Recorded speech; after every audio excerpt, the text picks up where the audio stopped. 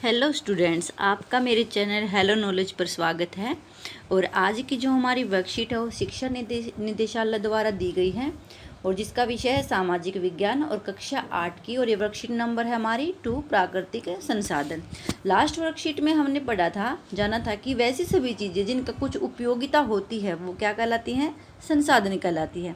इस उपयोगिता का कोई आर्थिक मूल्य हो ये आवश्यक नहीं है। जैसे एक मनोरम भूदृश्य का कोई आर्थिक महत्व तो नहीं है, लेकिन वहीं धातुओं या जीवाश्म ईंधन आर्थिक मूल्य होता है और दोनों ही हमारे लिए महत्वपूर्ण संसाधन है।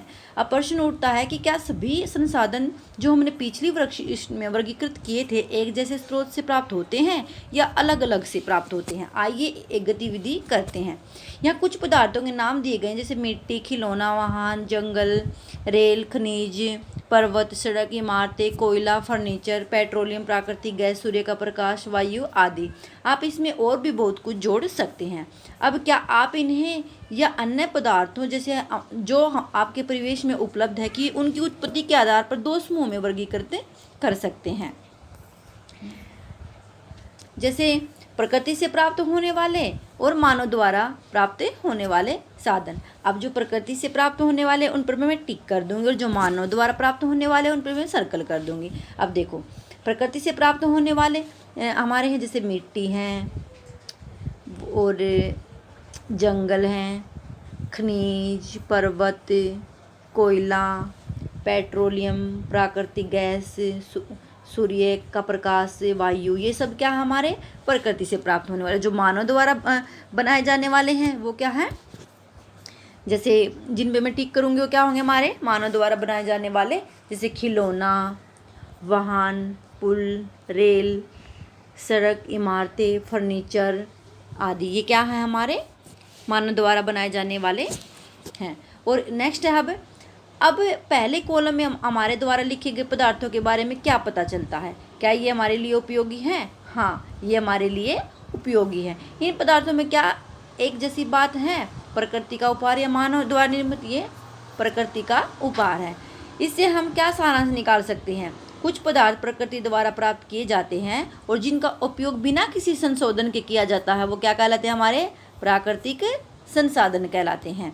नेक्स्ट है, अब क्या सभी प्राकृतिक संसाधन एक जैसे होते हैं? आइए पता करते हैं। प्राकृतिक संसाधनों को निम्न दो वर्गों में वर्गीकृत कीजिए। तो यह इसमें है वैसे पदार्थ जो प्रकृति में असीमित हैं और जो शीघ्रता से नवीकृत हो जाते हैं, और वैसे पदार्थ जिनका भंडार सीमित है और नवीकृत होने में हजारों वर्ष तो नवीकृत होंगे हमारे, जैसे मिट्टी, वन, जल, इसमें जल आ जाएगा, जल होगा, सूर्य का प्रकाश,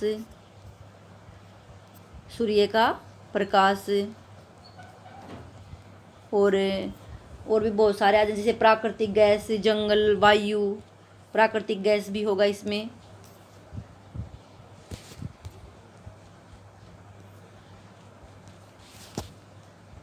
प्राकृतिक गैस,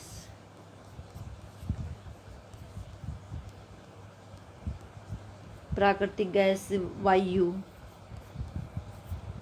तो इसमें क्या क्या आएंगे हमारे, जल, सूर्य का प्रकाश, जंगल, प्राकृतिक गैस, वायु, मिट्टी, वन, ये सब क्या होंगे हमारे नवीकरणीय संसाधन होंगे। फिर है वैसे पदार्थ जिनका भंडार सीमित है और नवीकृत होने में हजारों वर्ष लेते हैं, तो वो होंगे हमारे खनिज, जैसे पेट्रोलियम आ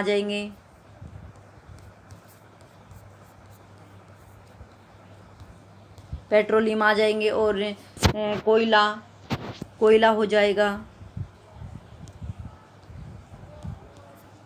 कोयला, और प्राकृतिक गैस आ जाएंगे इसमें।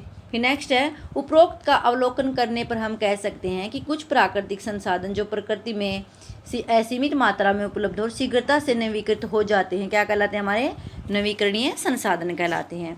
नेक्स्ट है, वही कुछ प्राकृतिक संसाधन जिनका भंडार सीमित है, खत्म होने वाले हैं और इन्हें पुनः पूरित होने में हजारों वर्ष का समय लगता, तो क्या कहलाते हैं, अनवीकरणीय संसाधन कहलाते हैं।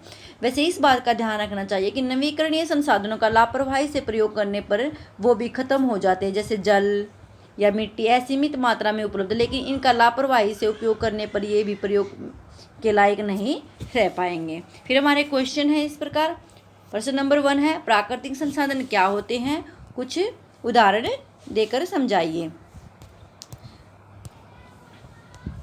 फिर है क्वेश्चन नंबर 1 है हमारा प्राकृतिक संसाधन क्या होते हैं, कुछ उदाहरण लिखिए। तो प्राकृतिक संसाधन में आप लिख सकते हो कि कुछ पदार्थ प्रकृति द्वारा प्राप्त किए जाते हैं जिनका उपयोग बिना किसी संशोधन के किया जाता, तो वो क्या कहलाते हैं, हमारे प्राकृतिक संसाधन कहलाते हैं। फॉर एग्जाम्पल जैसे वायु, इसमें एग्जाम्पल पूछे तो इसमें एक वायु आ जाएगा और सूर्य का प्रकाश, सूर्य का प्रकाश, सूर्य का प्रकाश आ जाएगा इसके अंदर, और मिट्टी जल आदि, इसमें मिट्टी आ जाएगा, सॉरी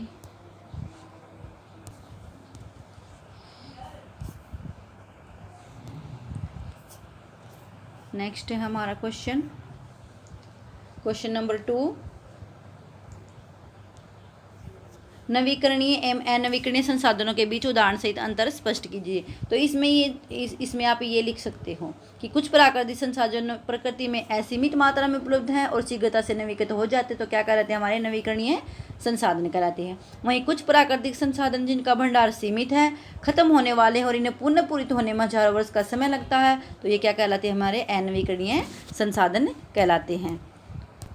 नेक्स्ट क्वेश्चन हमारा क्वेश्चन नंबर 3, निम्न प्राकृतिक संसाधनों को नवीकरणीय एवं अनवीकरणीय संसाधनों में वर्गीकृत कीजिए। तो अनवीकरणीय संसाधन में आ जाएगा हमारा कोयला, पेट्रोल और बाकी जो है हमारे क्या, हमारे नवीकरणीय संसाधन।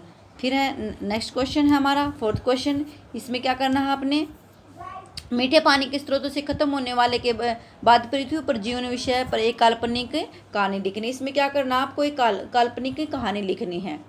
अब एक काल्पनिक कहानी, जैसे एक दिन मैं रात को गहरी नींद में सो रहा था तो और मैंने सपना देखा कि मैं अपने भविष्य में चला गया हूँ। तो उसमें आपने देखा कि जब आप सुबह उठे तो आपको न तो मटके में पानी मिला और न ही आपको नल में पानी मिला, और बाहर झाँक के देखा खिड़की से तो उसमें सभी आदमी मर रहे थे पानी के बिना। तो ये सभी चीज़ें एक आपने एक स्टोरी के माध्यम से एक काल्पनिक कथा इसमें लिखनी है।